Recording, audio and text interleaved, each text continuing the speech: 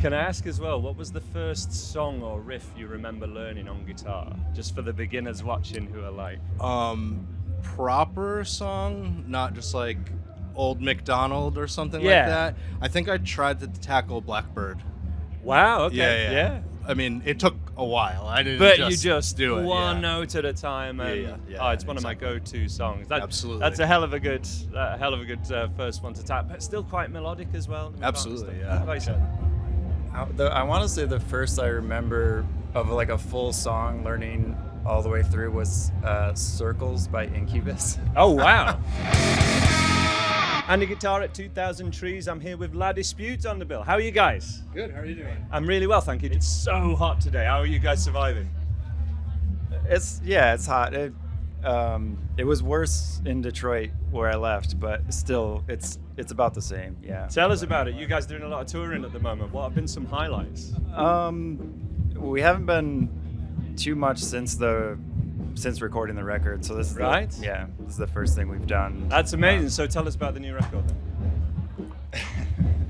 then. Well, we've been recording it over the last we've been writing it over the last couple of years. Yeah. We just finished the recording in Australia in December, and then that's kind of been starting to roll out this year. We have how many songs out now? 9 of the 14 or 15 tracks Gotcha. are out, so it's kind of been a slow rollout Of course, that's quite common these days, because of course then the physical copies come in and everyone's like ready for it. Why did you pick Australia? Was there a producer you wanted to work with over there? Some equipment? So we wanted to do the record by ourselves as much as we could. Nice. And our drummer also lives in Australia. Sure. So that was a big part of it, and he found some people there who had a really great studio. It's called Grove Studios, about an hour north of Sydney. It just seemed like a good connection of kind of, it's a little bit isolated, it's a little in the middle of nowhere, and we'd kind of be able to have control over what we were doing, and kind of a lot of the record was, we were doing ourselves as a self-produced thing, so that was, it just kind of worked that way. And what's a new song from the record that you're particularly proud of, and how did that song come about? Start. Good. I guess it's been interesting. We just started playing them just 2 days ago was the first time we started playing them, so I think that's when I feel like sometimes you really get the energy of songs. Well, the songs become, it's almost like children let out into the wild. You don't own them anymore. Yeah. It's the fans own them. They decide in many ways.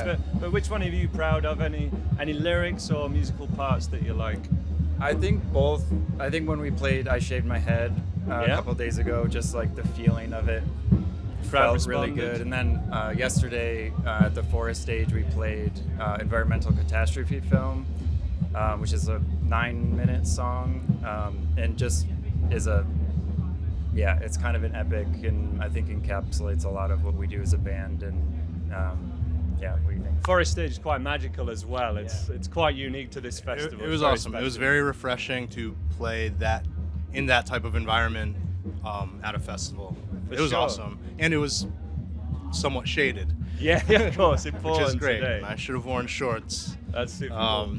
And go ahead, you were going to say about. Oh, I was going to say the last track on the album is called End Time Sermon, and I'm proud of that. It was born from like a riff that I had kind of just been messing with in Chad's kitchen when we wrote in a couple different places, and what is special about that to me is that we recorded it both playing at the same time on acoustic, and was it baritone acoustic? So we had never really recorded something where it was just like capturing a live performance with the guitars, guitar squeaks and all and everything. And I think just sonically it just sounds really special to me. So I'm excited about that one. But it's at the very end of the rollout. No, that's cool. And something for people to look forward to. But what is it about the baritone that drew you to that? Because I've just started playing baritones too. So I live in Michigan, and there's a store in Lansing, Michigan called Elderly Instruments, And I sometimes go there on my way from Detroit to Grand Rapids, and I stopped in one time thinking I was just gonna get like I still actually don't own like a normal, just like a regular acoustic guitar. I have a classical guitar. I have like a tenor acoustic guitar. I have just all these weird ones, but I don't just have like a solid acoustic guitar. So that's 6 strings aren't enough for Chet. I like it. So that's what I went in for, and I ended up finding this 8-string baritone acoustic, which has the double strings on the middle too, which just kind of adds like a interesting kind of chorusy thing, and just like just fills it out. I don't know. It was just a weird instrument. I'd never even heard of something like that, so I was just. I guess all the same things work on a baritone, but they do kind of sound new. Yeah, You know no, what I mean? exactly. It's just, and it's a little bit longer as well, so your fingers go in different shapes. Different shapes feel Yeah. more comfortable. What guitars do you play? I played the studio acoustic in that one, yeah. but I mainly play a Mod Shop Jazzmaster. Jazzmaster, very cool. Fender Jazzmaster without all the switches that I don't really know what they do. I'm kind of a Sure. set it and forget it type of person, and I tend to hit those switches while I'm playing, so it's better they're not there. Can I ask as well, what was the first song or riff you remember learning on guitar? Just for the beginners watching who are like, Proper song, not just like Old MacDonald or something Yeah. like that. I think I tried to tackle Blackbird.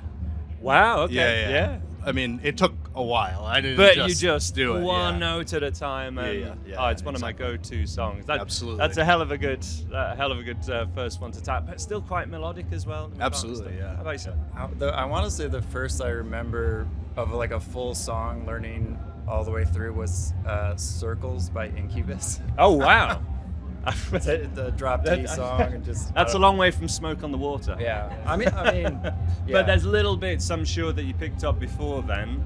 But it's great to see that both of you were like, not put off by the more complex pieces. That you were like, I really want to learn this. Yeah, I think I kind of miss those early days of really challenging yourself to learn something new, because it is like, it allows you to grow so much. And I think some of the records that I tried to learn that I felt like the most growth happened were ones that weren't on guitar. Yeah. So like I was listening to a lot of Joanna Newsom, Yeah. and like learning the harp parts and stuff on guitar, or Owen Pallett, a lot of like violin stuff, Of and like course. a lot of that just like really expanded the way I think about like the guitar as an instrument. That's how so many people, even like Eric Clapton, when he's doing string bending and things, he's trying to emulate a vocalist. He's trying to emulate a saxophone, things like that. That's so insightful. Right, to finish up, we've got a quick fire round, but if anything comes to mind, feel free to go down a tangent with this, because I think you might come up with some good stuff. Oasis or Blur? Blur? Blur, nice. Black Sabbath or Metallica? Sabbath. Nice. Nirvana or Pearl Jam? Nirvana. Beatles or the Rolling Stones? Beatles. Lennon or McCartney, therefore? McCartney. Blackbird, right? I do. I did have the honor of seeing McCartney last year, 82, still doing it, man. Just incredible. Super inspiring. Bit different now, so different topic. Music or lyrics? Music. Lyrics. Nice. I think obviously the combination, but yeah, totally agree. Yeah. Major key or minor key? Minor key. Same. Yeah. Tuning down or staying in standard? Standard. Valve amp or amp modeler?